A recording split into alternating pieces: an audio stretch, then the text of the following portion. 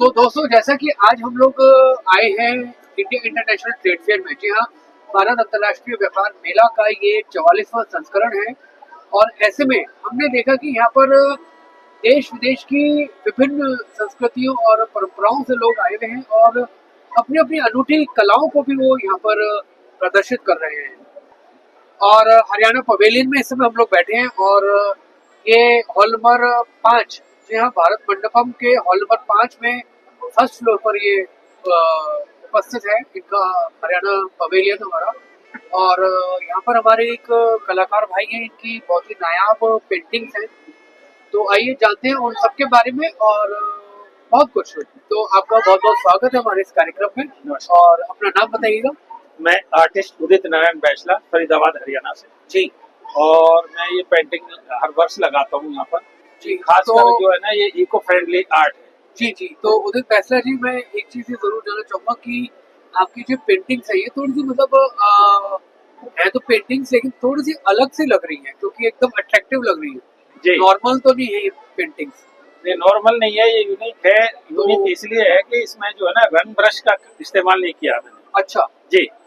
इसमें मैंने जैसे सनमाइका के टुकड़े हैं, आपके वेस्टेज प्लास्टिक के, मोल्डिंग टेप आ रही है आजकल, कारपेंटर यूज कर रहे हैं, जो पर्यावरण में जाती है। बिल्कुल वायर है, बिल्कुल चार्जर है, हेडफोन है, जो पर्यावरण में जाती है जी। और हमारा जो पर्यावरण में जो प्लास्टिक है वो बहुत नुकसान पहुंचा रही है, खेतों में, पानी में, समुद्र तल तक पहुंच गई।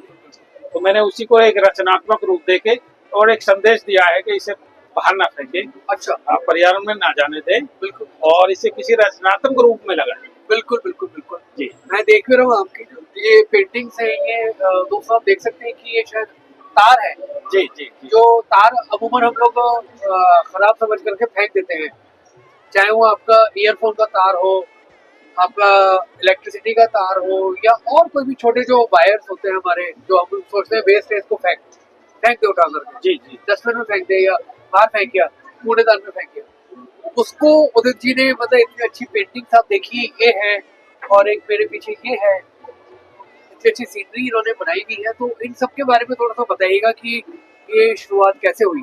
शुरुआत ये है कि मैं एक्चुअली टेक्सटाइल डिजाइनर हूँ। अच्छा, लेकिन मेरा ये शौक है पेंटिंग का बचपन से ही। अच्छा, मेरा कोई गुरु नहीं है, अच्छा, ना ही मैंने कोई कोर्स किया है। अच्छा, बचपन से ही मैंने इस आर्ट में बनाता था, कलर से बनाता था। अच्छा। लेकिन मोदी जी की जो स्पीच सुनी मैंने, स्वच्छ भारत अभियान 2014 में, उन्होंने एक आह्वान कर रहे थे सभी से कि सभी लोग स्वच्छ भारत में कुछ योगदान दें। तो वायर का मेरा आइडिया इसलिए आया कि मैंने रात में देखे कुछ लोग जो है ना इसे जला के कॉपर निकाल रहे थे। रात के 3 बजे का टाइम था, मेरे घर से दूर जो है ना जला रहे थे, पॉल्यूशन फैला रहे थे, वायु पॉल्यूशन। और वहां से मेरा ये आइडिया आया कि मैंने भाई इसको, तो ये कितने जगह जो है ना ये कार्य कर रहे होंगे। वहां से मेरा ये आइडिया क्यों ना इसे कुछ रचनात्मक रूप में लगा के और ये संदेश दिया जाए कि इसे डस्टबिन में ना डालें, नहीं तो कुछ लोग ले जाते हैं, जलाते हैं और हमारे जो पर्यावरण है उसको दूषित कर रहे हैं। बिल्कुल बिल्कुल। तो वहां से सर मैंने शुरुआत करी। फिर मैंने बाजार में गया, वहां पर मैंने देखा भाई ये वायर को पहले मैंने स्वच्छ भारत का जो चश्मा है गांधी जी का, वो बनाया। बहुत लोगों को गांव में, मेरे गांव एतमादपुर में मैं रहता हूँ, अच्छा। वहाँ के जो मेरे दोस्त हैं उन्होंने कहा इसे सूरजकुंड के मेले में लगाओ। तो एतमादपुर कहाँ पर है? ये सेक्टर 30 फरीदाबाद में जो अच्छा। है एतमादपुर गाँव है। अच्छा। छोटा सा गाँव है, वहाँ का मैं किसान का बच्चा हूँ। तो वहां से मैंने ये स्टार्ट करी तो कुछ और आइडिया आया। तो एक मोल्डिंग टेप प्लास्टिक की चल रही है, वो कारपेंटर यूज कर रहे हैं, वो भी कलरफुल होती है। बिल्कुल।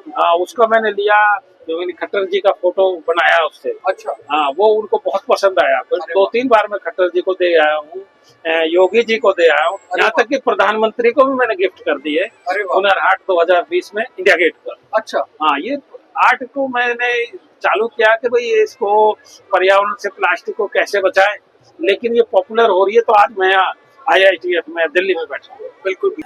तो उदित जी, हम लोग ये एक चीज और जरूर जानना चाहेंगे कि यह जो पोर्ट्रेट जैसे आप बनाते हैं, तो ये कितना समय लगता है एक पूरा पोर्ट्रेट तैयार करने को? मैं तुम्हें दिखाना चाहता हूँ। ये हमारी जो है ना रेखा गुप्ता है, चीफ मिनिस्टर हमारी, इसमें 3 दिन का टाइम लगा था मेरे को। अच्छा। और इसमें जो चेहरे पे वही प्लास्टिक की जो बच जाती है ना टेप, मोल्डिंग टेप बोलते हैं, कारपेंटर जो है ना सनमाइका में लगाते हैं। और वो मैचिंग के होते हैं बिल्कुल। वो लगी हुई है, और इनके बालों में वही चाइनीज लड़ियां होती हैं जो हाँ जी, हाँ वो जी। हैं, और इनके परिधान में वही प्लास्टिक की टेप, सनमाइका के टुकड़े जो वेस्टेज खराब हो जाते हैं। जी, जी। इस और सनमाइका के ऊपर वॉशेबल है अच्छा। और सदियों तक खराब नहीं होगी। हाँ, ये तो मतलब खराब अगर इससे होने हम वाला कोई नहीं है। म्यूजियम बनाए, महाभारत का पूरा किस्सा लिख दे, मैं राइटिंग भी कर देता हूँ। मैंने अभी गायत्री मंत्र लिखा है, हनुमान चालीसा लिखा है, रामायण के दोहे लिखे हैं बिल्कुल। वायर से ही, चार्जर हेडफोन से। बहुत बढ़िया, मैं जी। देख रहा हूँ। देखिए दोस्तों, ये सिर्फ कलर्स नहीं है, सिर्फ कलर्स नहीं है, और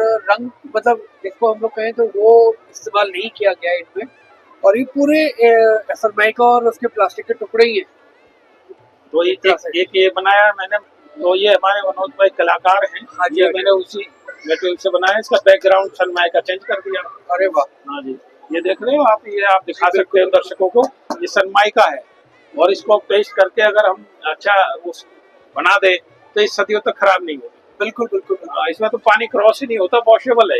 अच्छा, हाँ बहुत जी, बढ़िया। बहुत। और ये सारे तार हैं, हाँ जी, ये वायर है। वायर्स हैं हाँ सारे। जी, ये सफेद वायर है, हरा है, करके काला दिखा है। सकते हैं।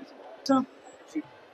तो ये चीज हम बना रहे हैं, और खासकर एनजीओ में मैं इस वक्त एंग्लो वैदिक गुरुकुल में बच्चों को मैं इस आर्ट की शिक्षा दे रहा हूँ। अच्छा। और बच्चे अपने घरों से चार्जर, हेडफोन, वायर, वो टेप वगैरह जो बच जाती है, उनको अब कूड़े में नहीं फेंकते हैं, वो मेरे पास लेके आते हैं। और जहाँ भी एनजीओ स्कूलों में मैं जाता हूँ, वहाँ से सारे बच्चे जो है ना ये स्टार्ट कर चुके हैं। मैं कई हजार लोगों को और ये संदेश दे चुका हूँ कि प्लास्टिक को फेंके नहीं। बिल्कुल। और ये कबाड़ी को तो दे नहीं, वो जला के गोबर निकालते हैं और एयर पोल्यूशन फैला रहे हैं। बिल्कुल बिल्कुल, वो तो है जी। तो ये कब से शुरू हुई, शुरुआत कैसे हुई, उसके ऊपर अगर थोड़ी सी रोशनी डालें। देखिए, मैं जैसे ही वो स्पीच सुना मोदी जी के मन की बात में, मेरा दिमाग मैं करता रहता था, पर्यावरण मेरे को जैसे बड़ा चिंतित था। बिल्कुल, दिन पे दिन जो है ना खराब होता जा रहा है। बिल्कुल, कुछ मैं करना ही चाहता था। और मोदी जी भी जब एहमान कर रहे थे, तो प्लास्टिक आजकल सबसे ज्यादा प्रभावित कर रही है जो हमारे पर्यावरण को, क्योंकि प्लास्टिक की पॉलिथीन वगैरह से मैंने पेंटिंग बनाई शुरुआत में, वायर से बनाई, फिर ये बाजार में आई है 25-30 साल से ये मोल्डिंग टेप आई है हमारे। ये 25-30 साल से जो है ना ये हमारे जो है ना ये आई है मार्केट में। ये कलरफुल है और प्लास्टिक है, ये भी टुकड़े बच जाते हैं, इनको मैं इसमें यूज कर रहा हूँ। और जो चाइनीज लड़ियां हैं जो आप फेंक देते हैं, इनको मैं जो है ना यूज कर रहा हूँ अपनी आर्ट में और आउटलाइन में, और लिखने के काम भी जो है ना ये वायर बहुत अच्छा कर रहे हैं। और एक 3D इफेक्ट आ रहा है, बहुत सुंदर पेंटिंग लगती है जब ये बन जाती है। बिल्कुल। तो देखा दोस्तों आपने कि किस तरह से उदित जी जो है हमारे, और वो किस तरह से पूरा एक स्वच्छ भारत मिशन का भी एक तरह से आप संदेश दे रहे हैं। बिल्कुल जी, मैंने कार्य तो ये इसीलिए किया था कि भाई स्वच्छ भारत का थोड़ा बहुत अपने गांव बस्ती में एक संदेश दूं।